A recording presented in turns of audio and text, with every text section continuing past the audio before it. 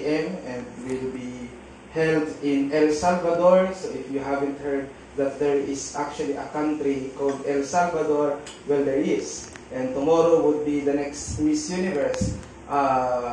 And you know that Filipinos are so fanatic of watching Miss Universe, and even if they have their work, they still opening their social medias just to witness how Miss Universe is running.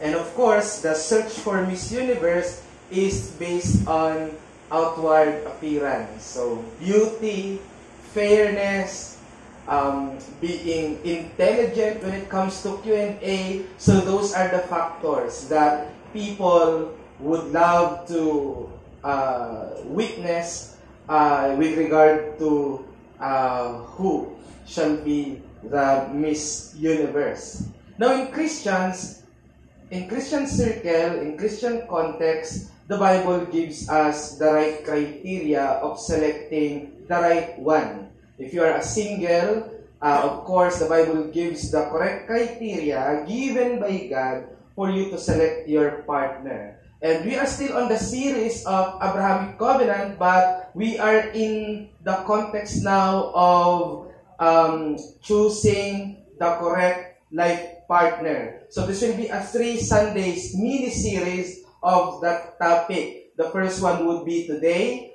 Genesis chapter 24, verse 1 to 61. The next Sunday would be Genesis chapter 24, verse 62 to 67. And then next fortnight would be from 2 Corinthians chapter 6, verse 11 to 17. So my outlines are already ready for those topics. And the search for God-given partner would be our today's topic. I would invite you to please all rise and open up our Bible in the book of Genesis, reading from chapter 24, reading from verse 1 through 61.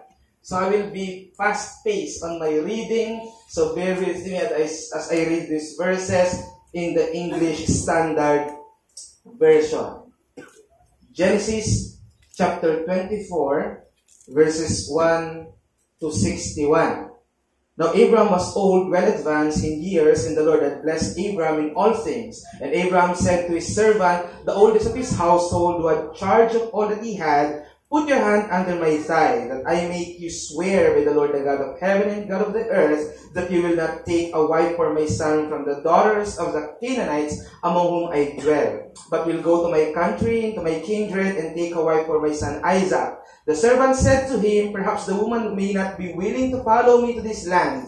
Must I then take your son back to the land from which you came? Verse 6. Abram said to him, see to it that we do not take my son back there. The Lord, the God of heaven, who took me from my father's house and from the land of my kindred, and who spoke to me and swore to me, to your offspring I will give this land, he will send his angel before you, and you shall take a wife for my son from there. But if the woman is not willing to follow you, then you will be free from his oath of mine. Only you must not take my son back there. So the servant put his hands under the thigh of Abram his master, and swore to him concerning this matter. Then the servant took 10 of his master's camels and departed, taking all sorts of choice gifts from his master. And he arose and went to Mesopotamia, the city of Nahor, and he made the camels kneel down outside the city by the well of water at the time of evening, the time when women go out to draw water. And he said, O Lord God of my master Abram, please grant me success today, and show steadfast love to my master Abram. Behold, I am standing by the spring of water, and the daughters of the men of the city are coming out to draw water. That the young women to whom I shall say, please let down your jar, that I may drink. And who shall say, drink, and I will water your camels, that there be the one whom you have appointed for your servant Isaac. By this I shall know that you have shown steadfast love to my master. Verse 15. Before he had finished speaking, behold, Rebekah, who was born to Bethuel, the son of Milcah, the wife of Nahor, Abram's brother, came out with her water jar on her shoulder. The young woman was very attractive in appearance, a maiden who no man had known. A maiden whom no had known, it means no boyfriend since birth. Verse 17. Then the servant ran to meet her and said, "Please give me a little water to drink from your jar." She said, "Drink, my lord." And she quickly let down her jar upon her hands and gave him a drink. When she had finished giving him a drink, she said, "I will draw water for your camels also until they have finished drinking." So she quickly emptied her jar into the trough and ran again to the well to draw water, and she drew for all his camels. The man gazed at her in silence to learn whether the Lord had prospered his journey or not. When the camels had finished drinking, the man took a gold ring weighing a half 2.5 ounce or 11 grams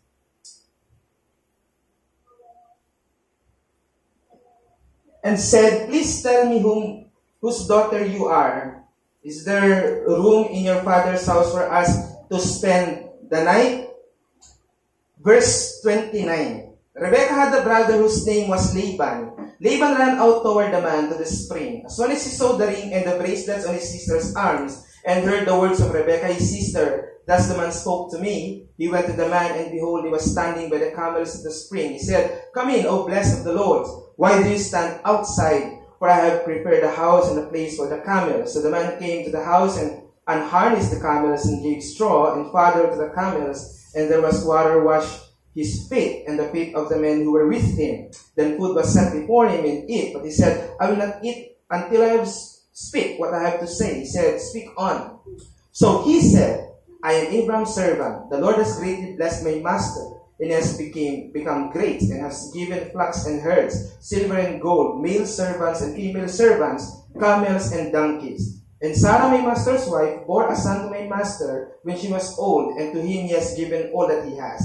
My master made me swear, saying, 'You shall not take a wife for my son from the daughters of the Canaanites in whose land I dwell. But you shall go to my father's house and to my clan and take a wife for my son.' And I said to my master, 'Perhaps the women will not follow me.' But he said to me, 'The Lord before whom I have walked will send his angel with you and prosper your way. You shall take a wife for my son from my clan and from my father's house. Then you will be free from my oath when you come to my clan. And if they will not give her to you, you will be free from my oath." Verse 52. When Abraham's servant heard their words, he bowed himself to the earth before the Lord. And the servant brought out jewelry of silver and gold and garments and gave them to Rebekah. He also gave to her brother and to her mother costly ornaments. And he and the men who were with him ate and drank, and they spent the night there. When they arose in the morning, he said, "Send me away to my master." Her brother and mother said that the young women remain with us while at least 10 days, after that she may go. But he said to them, "Do not delay me, since the Lord has prospered my way. Send me away that I may go to my master." They said, "Let us call the young woman and ask her." And they called Rebekah and said to her, "Will you go with this man?" She said, "I will go." So they sent away Rebekah their sister and her nurse, and Abraham's servant and his men. And they blessed Rebekah and said to her, "Our sister, may you become thousands of 10,000s, and may your offspring possess the gate of those who hate him." Then Rebekah and her young women arose and rode on the camels and followed the men. Thus the servant took Rebekah and went his way. Let's go briefly into the Lord in prayer. Salamat po, Panginoon, sa nabasa namin. Puspusin niyo kami ng banal na Espiritu na maunawaan ng lahat ng bagay na ito sa pangalan ni Kristo Jesus naming Panginoon. Amen. Kakapon po tayo. Ang context nito, matanda na si Abraham at concerned siya kay Isaac na kanyang nag-iisang anak, na magpatuloy ang kanyang buhay na wala na siya. Nilaktawan natin ang chapter 23 on which Sarah has died. Namatay na po si Sarah sa mga panahon na ito. At ang pinakakatiwala ni Abraham na alipin ay inutusan niya na bumalik sa lupaing pinanggalingan ni Abraham, na kung saan nandoon ang kanyang mga kamag-anak upang pilian si Isaac ng mapapangasawa. At sinabi pa ni Abraham sa kanyang katiwala, hindi siya payag na makakuha ng asawa si Isaac sa mga Kananeo na kung saan doon nakatira si Abraham. Kaya nagtungo doon yung servant ni Abraham at natagpuan niya ang isang nagngangalang Rebecca, anak ng kanyang kapatid, at ito'y ipinaasawa sa kanya. At kukuha tayo ng mensahe tungkol dyan. The character of a God-given partner is given in His written word, and it will draw His people to the right person in God's time. Ang pag-uugali na makukuha sa kabiyak na bigay ng Diyos ay nasusulat sa kanyang salita. At dito dadalhin niya ang kanyang tao sa tamang oras. Yan ang makuha nating mensahe dyan. May 3 punto tayong titingnan na katotohanan. First, danger of looking at the wrong place. Panganib sa paghahanap sa maling lugar. Danger of looking at the wrong place. Second point is God's given partner will be brought by God, not by self-compulsion. Ang bigay ng Diyos na kabiyak ay dadalhin ng Diyos, hindi pagpipilit sa sarili. At number 3, God's sign of making the search over. Ano ang palatandaan ng Diyos para masabing tapos na ang paghahanap? Kaya ang ating pag-aaralan is regarding search for God-given partner. Let's go to the first point. Danger of looking at the wrong place. Verses 1 to 3. Lower yun kasi email ko.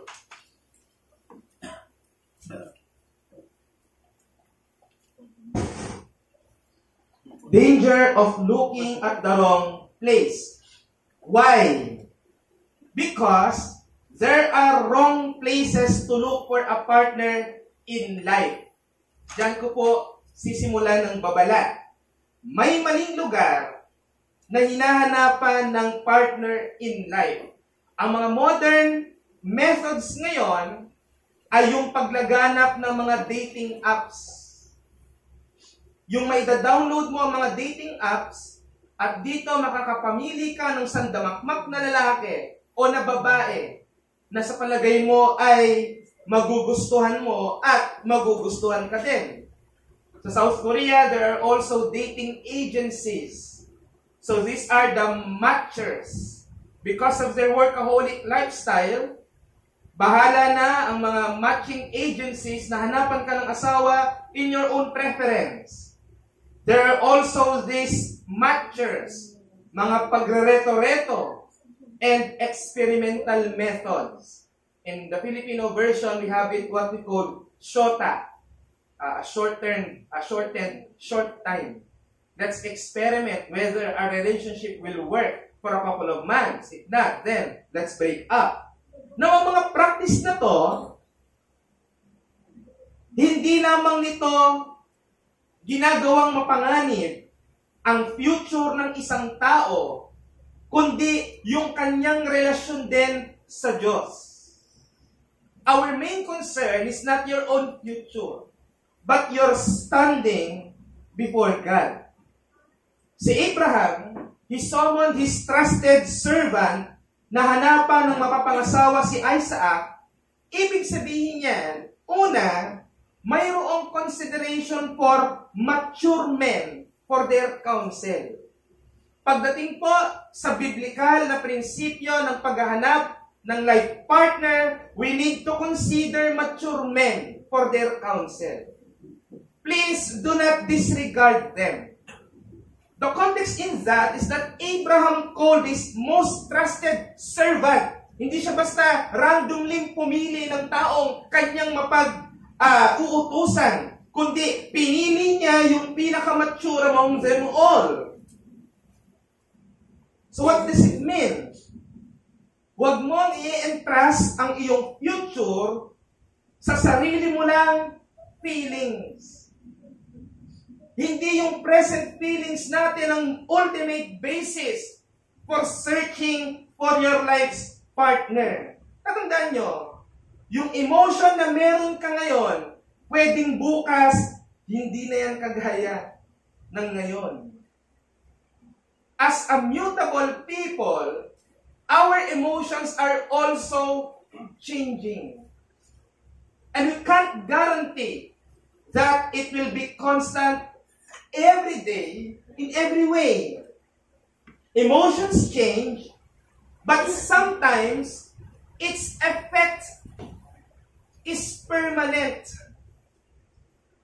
Kaunting pagkakamali, permanente ang magiging epekto. Ang problema, maraming mga young people ngayon, binabaliwala na magkonsulta sa kanilang mga magulang for their marriage life.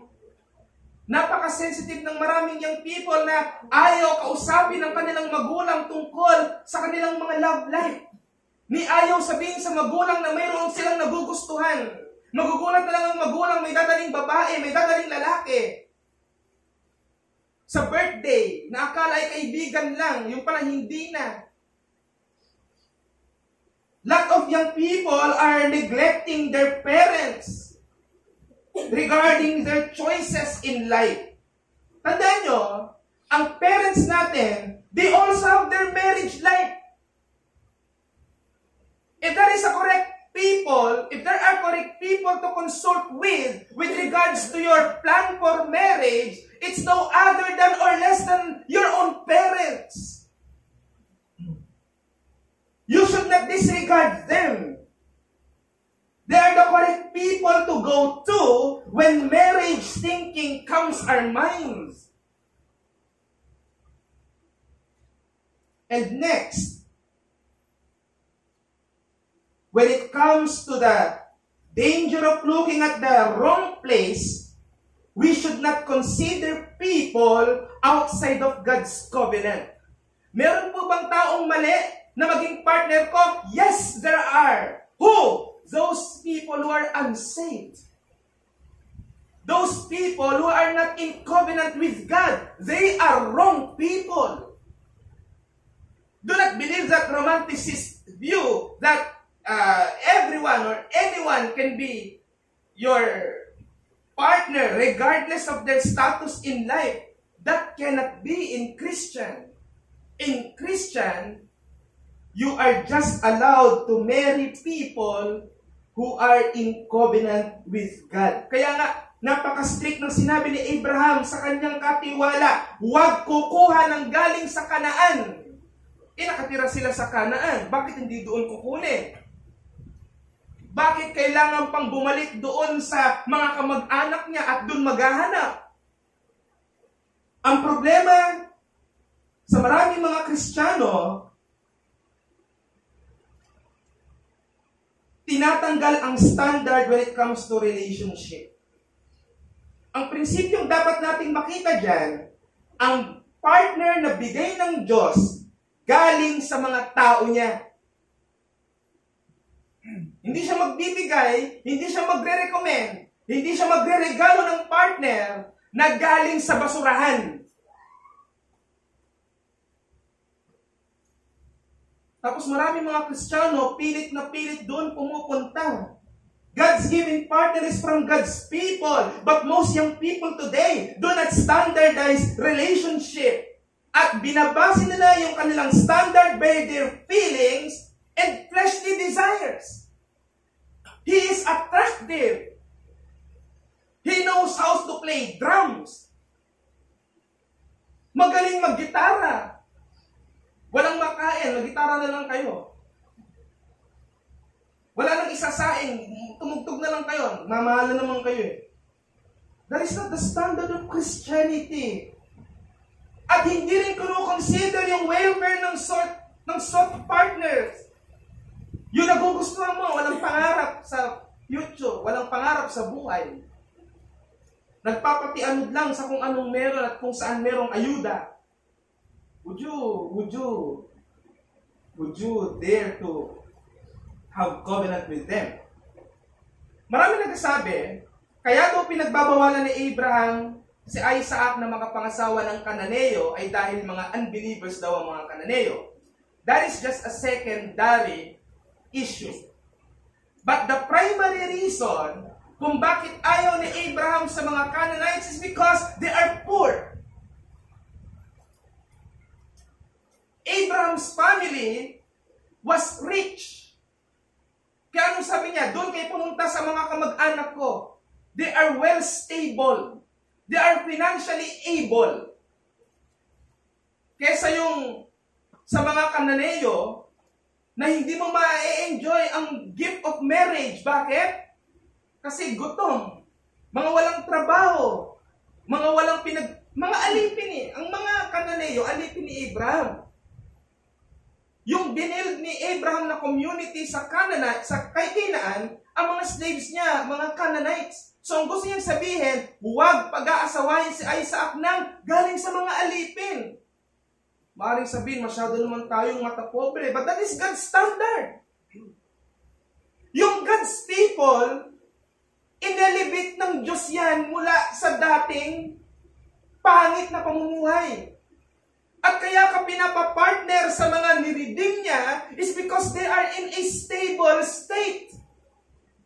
So God is so gracious na ang nais niya sa bawat isa sa atin, hindi yung lumalangoy sa putikan. Yung hanggang ngayon struggling sa maraming kasalanan. Immature. Walang Christian life. Walang church life. Pero maraming mga Kristiyano ngayon, nasabi lang Christian, naniwala na kaagad. Nasabi lang born again ako, naniwala na rin. Di mo naman nakitang nagsisimba. Di rin naman nananalangin. Pag magkasama kayo, wala namang ginagawang spiritual na bagay. People are fooling themselves nowadays.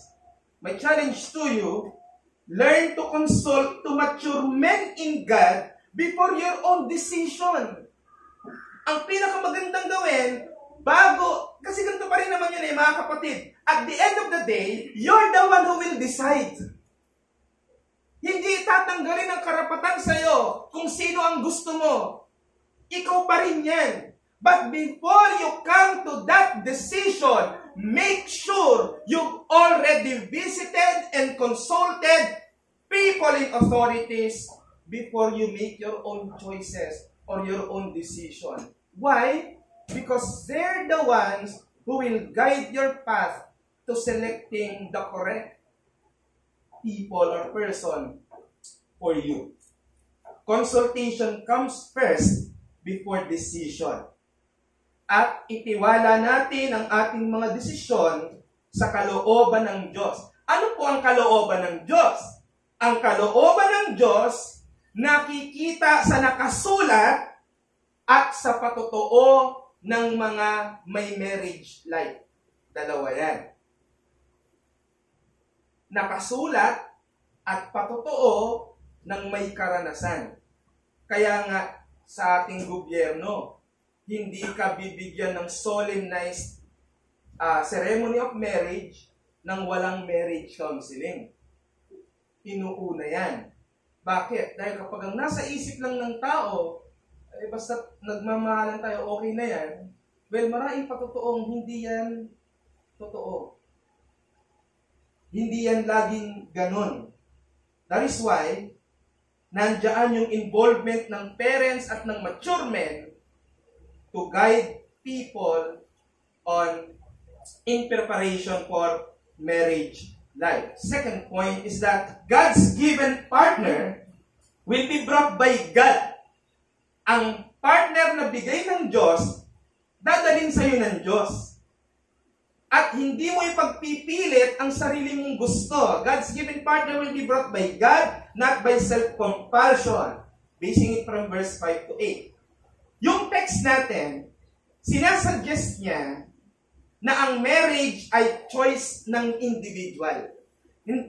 Mali po yung nagsasabing parents ang nasusunod. Ang nangyari dyan, ang parents ang concerned doon sa marriage life ng anak niya, pero kailangan pa rin ng approval nung aasawahin. Kaya nga ang problema ng servant, paano kapag ayaw ng babae? Sabi ni Abraham, then nakawala ka na doon sa aking oath. Bakit? Ayaw hayaan mo na lang. Kesa naman, ang anak ko ang babalik pa doon. Huwag na lang, balikan na lang. So, anong ibig sabihin nun? Kino-consider na ang marriage ay choice ng individual. Hindi kagaya dun sa Surigao na pinipilit ng kanilang kultong leader na ito partnerin mo. Di ba? Sa Senior Aguila, kaya siya nakulong dahil doon. Hindi natin ginagawa yon. Pwedeng may ereto sa'yo kasi single ka, gusto mo na mag-asawa. Meron ding isang single, gusto mong asawa. Pwedeng pag sabihin ng pastor, ano kayo, kumain kayo, mag-date kayo. May kakain dyan sa Twin Hills. So, yung kayo nasa Talahiban kasi marami pwedeng mangyari. Siyempre, doon kayo sa mataong lugar. Wala nang masama doon. You want to know each other, you go to malls, shopping plaza, you go to parks where there are other people, you eat kwek-kwek and etc. Diba? Para mas magkakiglanlan. Low budget? Yan. Forest Park. Diba?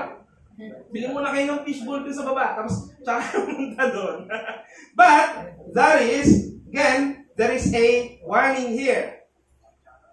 Ang parents, ang role niya, they prepares and guides. Pero ang choice, nandoon pa rin sa individual. Pero tandaan natin, ang choice ng individual, hindi siya stand-alone. Hindi, yun lang ang kinoconsider mo. Bakit? Ang choices natin at ang desires natin dapat align pa rin sa will ng Diyos at sa mga mature kay Kristo. Kaya hindi pwede yan. Minsan, maraming mga covenant members hindi nagpakonsulta. Ipinaalam lang. Pastor, boyfriend ko na po. Girlfriend ko na po. Wala nang masabi. Bakit? May decision ka na eh. That shouldn't be the way. Before you decide to be in covenant, dapat nagkaroon ng involvement yung mga tao na dinesignate ng Diyos sa'yo as your authorities. At tatandaan natin dito sa ating pino-point out, una, one's choice does not mean God's revelation. Maraming ganito. Nagustuhan ko ang interpretation, siya na yung bigay ng Diyos. No! We are not going to interpret that way. That's false. Hindi pa kayo naging attracting sa'yo. Iisipin mo, binigay sa akin ng Diyos tong attraction na to. No! That's your own. Tandaan natin, maling view, yung sabihin, kapag natutunan kong ibigin tong tao na to, bigay siya sa akin ng Diyos. Kakantahan mo na, God gave me you. No. No. No. Ang choices mo, byproducts ng iyong sariling will, hindi ng Diyos.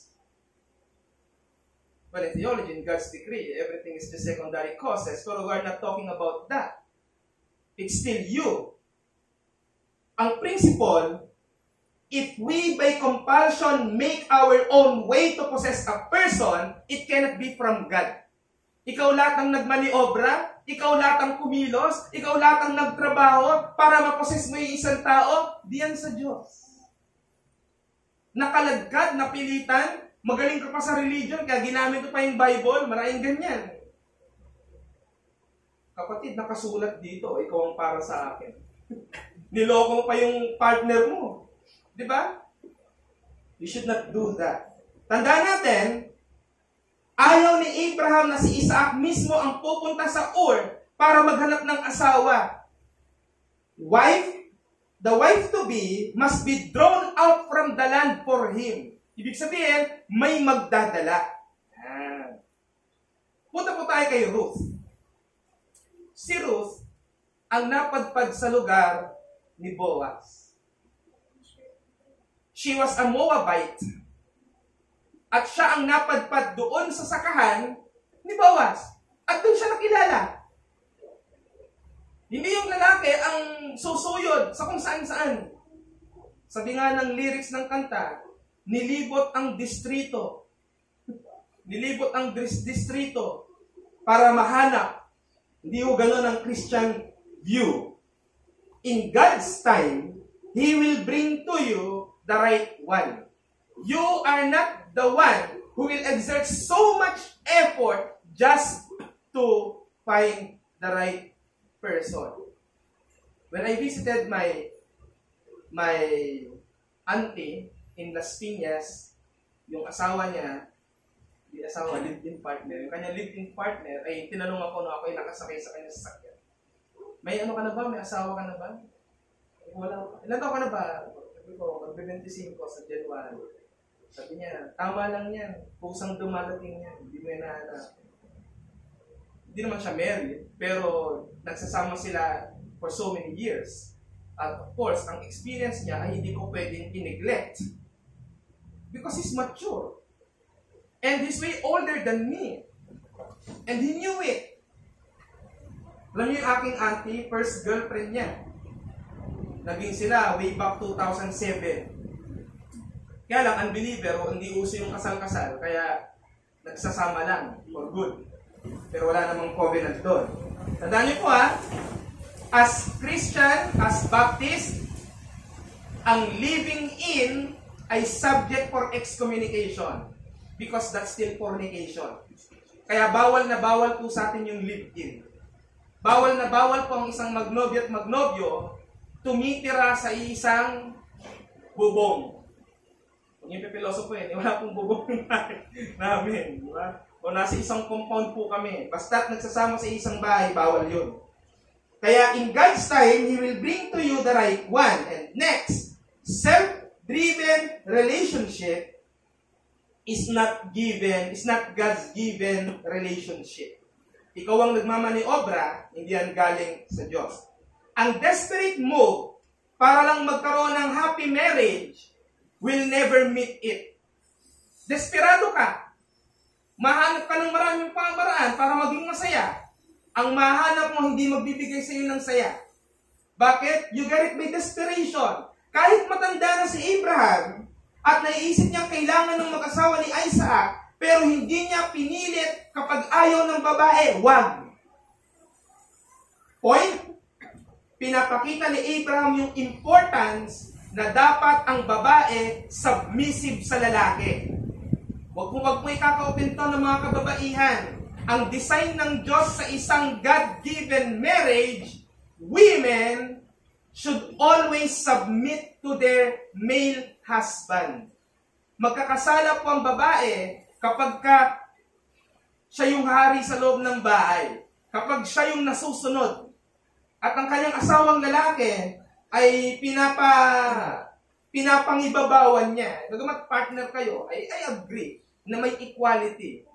Pero, hindi ibig sabihin ng equality na nag-take, dominate at authority ang babae over sa lalaki. Hindi ang disenyo ng Diyos. Kaya sabi ni Abraham, pag ayaw ng babae, wag. Pag ang ginugusto mong babae, mga lalaki, ayaw mag-submit, iwan. Dahil doon pa lang makikita mo hindi galing sa Diyos. He said that the servant will be freed from the vow if the woman will disagree. Ibig sabihin, a woman or a man may possess godly characters, pero ang importante, yung willingness. Kasi ganito pwedeng Christian yung gusto mo, ayaw naman sa'yo. Paano mo mapapasubmit yun? Pwede. Huwag ipagmapilit. Kaya kahit mayroong godly characters, makikita mong yan ay bigay na ng Diyos kapag she is willing to submit under your leadership. Yan ang masarap. Kapag hindi mo problema yung partner mo. Hindi yung ikaw, gustong-gusto mong pumunta sa bahay ng Panginoon, tapos kakontra mo yung partner mo. Kasi ang gusto niya, sa sinihang kayo pumunta. Ang gusto niya, mag-spend kayo ng quality time. Wala sa kanya yung Panginoon. Kaya ang malaki mong problema, hindi yung siya, kundi yung relasyon mo sa Diyos mo. Kaya nga pinagbabawal sa atin. Dahil ang pinaka-importanting relasyon sa tao, yung relasyon niya sa Diyos. Hindi ang relasyon niya sa kapwa niya tao. Remember that in our Orthodox eschatology, in heaven, marriage is no more. So why do you give so much value to that if you know that it will not be part of your final state? Your final state is your eternal communion with God. Yan ang isipin natin. Kaya, ang challenge, God-given relationship is a relationship of two willing to submit to each other. Do not become miserable na pinipilit natin ang ating mga sarili sa tao, sa lalaki o sa babae na hindi ka naman gusto. Kailangan ma-discern mo na yan. Ma-discern natin yan. Di ka makamukong umalis. Marami kang pwedeng gawin. Kumilala ka ng iba. Hindi masama yun. Do not become miserable by imposing ourselves in the world of a man or woman who don't even want or like you. At number 3, paano natin malalaman na tapos ng paghahanap? From verse 12 to 61. Basahin natin. Huwag na. Tandaan natin, yung servant na inutusan ni Abraham, binigyan siya ng condition. Or binigyan niya ng condition ng Diyos. Sabi niya, Diyos, pupunta ako sa balon na to. Kapag may babaeng magpapainom sa akin at sa mga camel ko, siya na yung bigay mo. Ang hermeneutics noon, hindi yung gagawin mo rin yon. Pupunta ka sa tangke at kung sinong tumulong sa'yo, yun na yun. Diba? Paano may dumating doon ay, diba? Yung ayaw na ayaw mo. Kaya hindi natin kinokondisyon sa gano'n. Hindi yun ang ibig sabihin nito. Malalaman natin kung anong ibig sabihin nito. Ang God-given wife, ito para sa mga lalaki, at pakinggan nyo rin para sa mga babae, nag-possess siya ng godly character. Bakit? Dahil kung sino man na magpapainom sa kanyang mga camel, mayroon siyang ugaling fit at mature for marriage. Bakit? A, mayroon siyang care out of love. Yung woman na willing magbigay ng tubig sa kanya, hindi lang sa kanya kundi sa kanyang mga servant, hindi lang sa mga servant niya kundi sa kanyang mga donkey rin at sa mga camels, na kahit pa maubos yung kanyang sariling containers, ito na yun. Handa po natin, alam mong yan ay galing sa Diyos kapag ang puso niya ay concerned sa good ng iba, kahit siya ay mawalan. Nakakarinig ko paminsan ng mga testimony, yung girlfriend na babae, sasabihin ng kapatid, bakit sa amin kuripot ka, sa kanya galante ka? Kasi, pag-ibig, di ba? Pero kung hindi. Pero ang modern view, basta pogi, di marunong magluto, di marunong maglaba, di marunong maghugas, di marunong lahat, wala nang di kayang gawin. Wala nang kayang gawin. Ang alam niyang gawin, magpa-cute sa cellphone, di ba? Ngumiti-ngiti at i-post sa Instagram at Facebook. Like ka naman ng like. Yun naman kaya niyang gawin. Ngayon, nandun na kayo sa bahay, ang dumi-dumi. Ang Christmas tree, imbis na Christmas tree puno, Christmas tree ng sandamakmak na labahin, na naging bundok na. Dahil walang alam gawin kundi magpa-cute. Magpapogi, tumingin lagi sa salamin. Yan ang nakakalungkot sa mga maraming lalaki. Nawawala yung masculinity. Lalaki, mayat maya, meron na rin salamin. Mayat niya, pulbos na rin ng pulbos. Pahit ng mga anti-acne, parang babae na din. Meron mga may foundation na rin, di ba? Ang lalaki, subject na rin for beauty care. Di ba? Nabaliktad. Payag ka ng lalaki, hindi marunong magtanim. Hindi marunong takot tumawag ng lupa. Yung tatay ko, na minsan inahangaan ko yun eh. Manager pero bumubungkal ng kanal eh. Kapag yung tubo, minsan ang tubo ng Pilipinas nasa kanal, di ba? Karamihan nasa kanal. Kadiri, talagang yung burak kinakamay. Mamaya kakain, nakakamay. Pero, for me, there is the attractive man. A man who know how to care for his own household. A man na jack of all trades, but master of none. Di ba? Hindi yung lalaking kilala mo, pagpapakyut lang ang alam gawin. Hindi yan ang ating hinahanap. Tandaan po natin, kung ang taong ginugusto mo, walang kaalam-alam tungkol sa mga bagay na yan, household duties, nagpapakita yan na hindi nga niya kaya yung sarili niya eh. Bro, yung gusto mo na dinala ka sa bahay, nakita mo, senyorito o senyorita, Ma, asan brief ko? Ma, asan yung ganito ko? Pagka ikaw na yung partner nun, ikaw na yung tatawagin nun. Sa mga ganong bagay. Magising kayo, magising tayo. Dukutin mo yung mata mo kapag kapugian at kagandahan lang ang lagi mo nakikita. Kristiyano ka, tumitingin ka sa kaluluwa.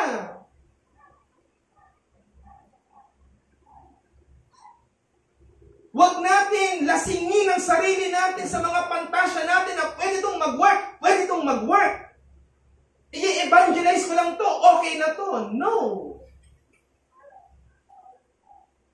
Tandaan nyo, ang mga ugaling nakalakihan na sa loob ng bahay, mahirap nang baliin yon. Ang babali na lang dyan, totoong Kristyanismo. Kapag hindi pa Kristiyano, mahirap yan. Maaaring sasama-sama lang yan sa simbahan kasi nililigawan ka. Pero kapag nandoon na kayo sa covenant, baka makaranas ka pa ng domestic violence. Kaya tinuturuan tayo ng text natin sa tamang paghahanap. Ang magbibigay sa iyo, Diyos. Hindi ikaw ang mag-exert ng too much effort for that. At ang pinaka-importanting point na malalaman mong tapos na ang paghahanap, yung taong nagugustuhan mo at nagugustuhan ka rin, seryoso sa kanyang pakikipagdipan sa Diyos. Hindi lang basta professing Christian, kundi a ministry-minded man. Mga kapatid na lalaki at babae, na single pa, o kahit couple na, pero hindi pa married, dapat ang partner mo hindi lang professing Christian, ministry-minded man. Nabasa niyo ba yung book ni Richard Baxter concerning that? A ministry-minded man. Dapat, kaparehas mo rin siya ng iniisip. Pang-simbahan, pang-pananampalataya, pang-evangelism. Kasi kung ang partner mo, Sunday na lang kayang maging seryoso, she cannot be your partner. I have read the testimony of Susanna Spurgeon and Charles Spurgeon. Susanna knows how to do outline for her husband. Sometimes kapag sobrang busy na ng kanyang asawa, dahil meron silang same mind, that kind of mutual understanding, may tamang mutual understanding. Hindi yung takot lang tawaging mag-boyfriend-girlfriend, kaya MU tayo, MU. May mutual understanding, but sakop na yon ng marriage, hindi yung nagkakakilanlan pa lang, mutual understanding. Tapos ang mutual understanding, kumain ka na. Nulang mo. Libre ka. Puntahan kita. Alam niyo mga kung katarantaduhan yung gano'n. What made the servant so sure na siya na yung given one ay nung sinagot siya na anak siya ng kapatid Abraham. Ito na yun. Ito na lahat ng sign. Sabi ni Abraham, galing sa aking mga kapatid. Pangalawa, may pag-ibig dahil ibinibigay kahit yung kanya. At mananampalataya. Ay, di isip mananampalataya. Kundi, tama yung status niya sa buhay. Ito, hindi ko minamaliit, pero alam mong matakaw ka. Hindi gusto sa'yo 3 beses ka lang kakain sa isang araw. Tapos mag-aasawa ka ng 500 ang sahod sa isang araw.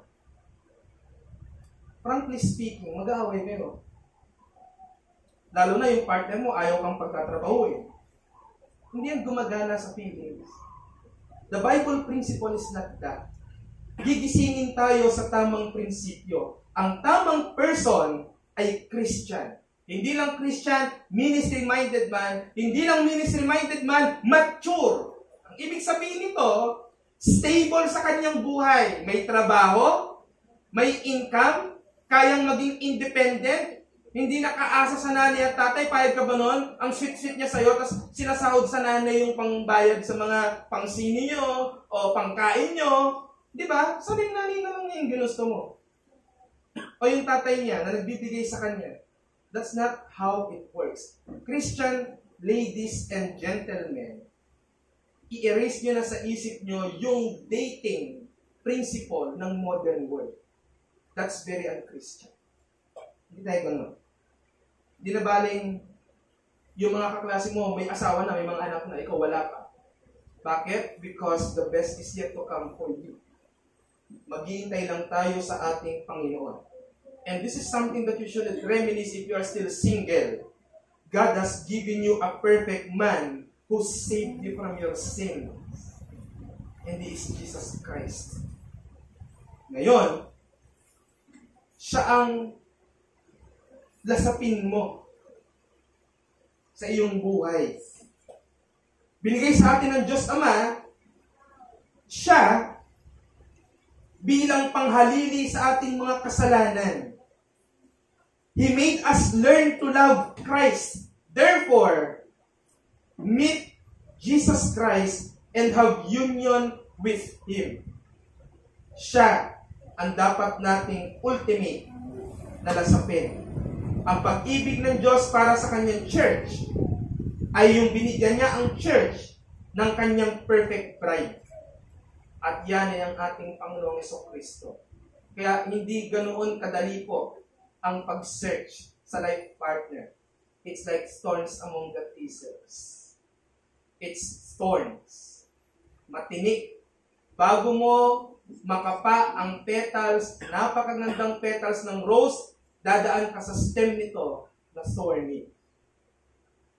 And let's read that from Song of Songs, chapter 2, verse 2.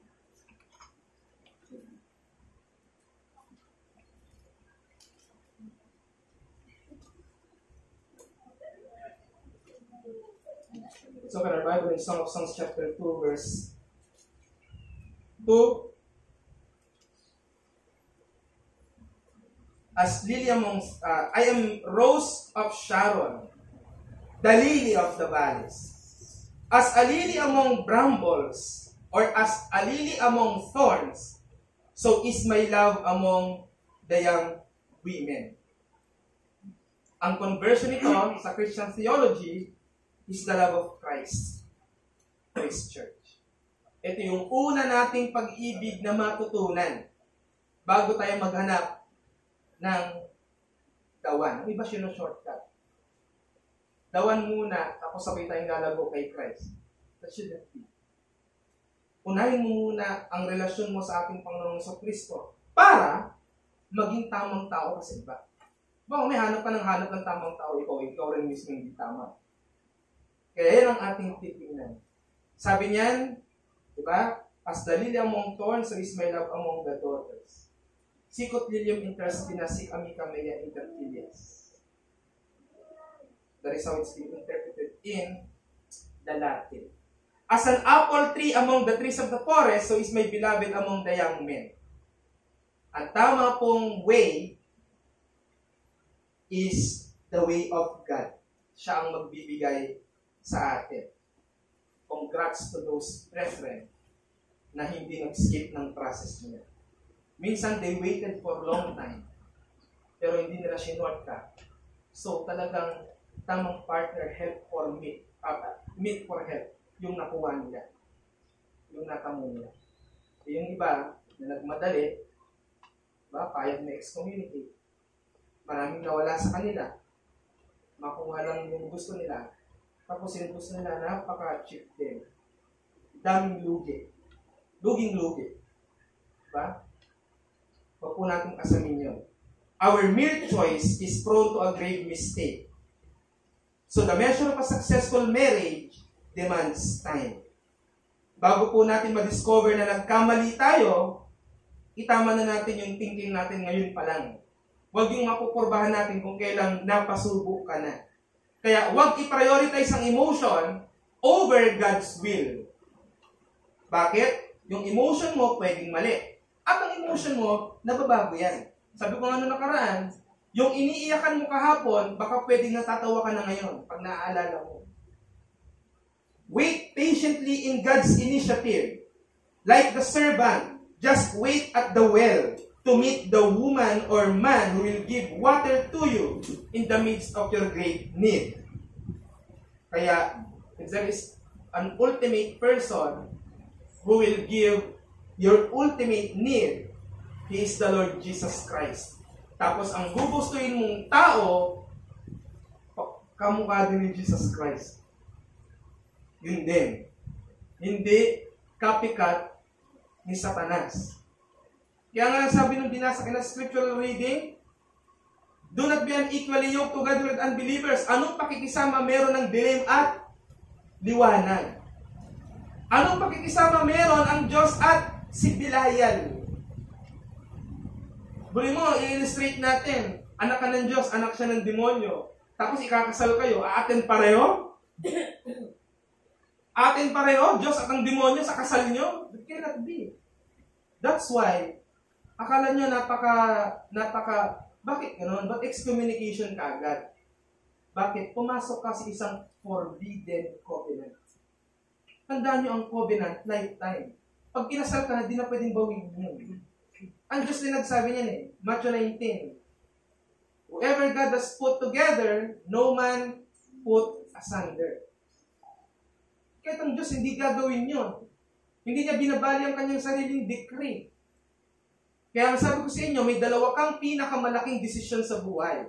Yung magdesisyon kang maligtas sa pamamagitan ng pananampalataya kay Kristo at yung magdesisyon kang mag-asawa. Dalawang complex. Kaya, it takes a lot of time, a lot of people to consult will before you ever come to that decision. Kaya, as we come to the Lord in prayer, we should pray that while we are waiting for that right person to come, may the love of the Lord Jesus Christ always abide with us. So let us sing Abide With Me from our hymnal. It says, abide with me, fast falls the eventide, the darkness deepens, Lord with me abide. When other helpers fail and comforts flee, help of the helpless, oh, abide with me. Let's sing it together.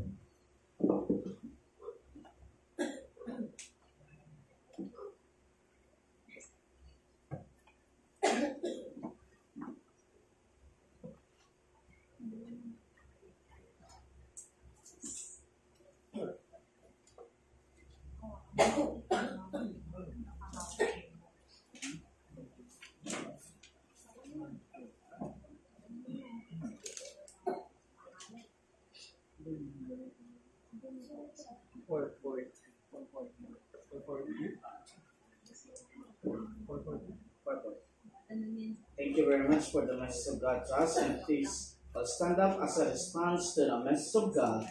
Let us sing Abide With You.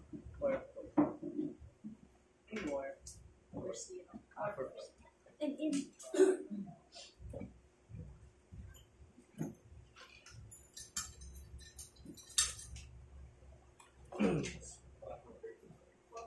Let us sing Abide With Me, hymn number 404.